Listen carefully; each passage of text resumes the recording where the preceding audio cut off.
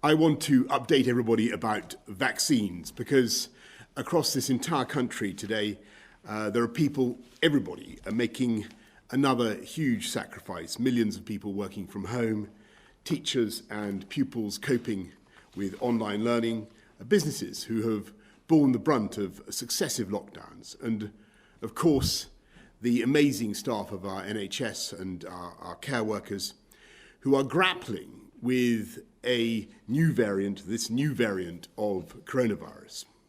And I believe that when everybody looks at the position, people understand overwhelmingly that we have no choice.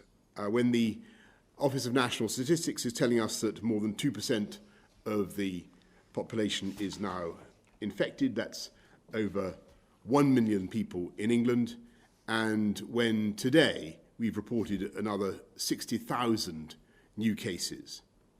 And when the number of patients in hospitals in England is now 40% higher than at the first peak in April.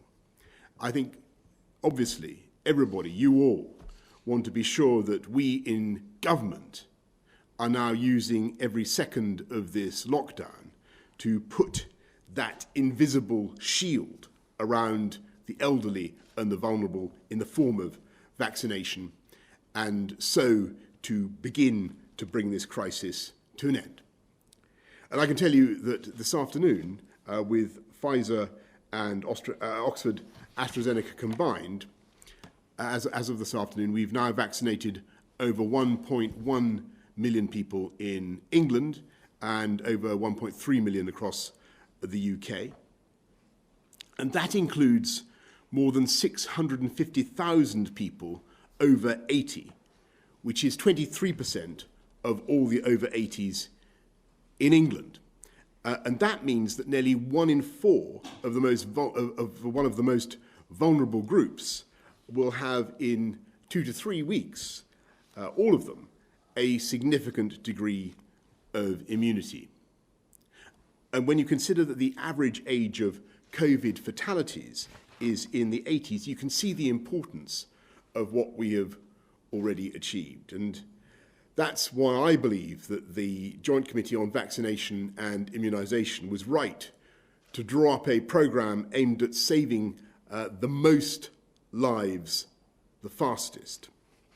So by February the 15th, as I said last night, the NHS is committed to offering a vaccination to everyone in the top 4 priority groups, including older care home residents and staff, everyone over 70, all frontline NHS and care staff, and all those who are clinically extremely vulnerable.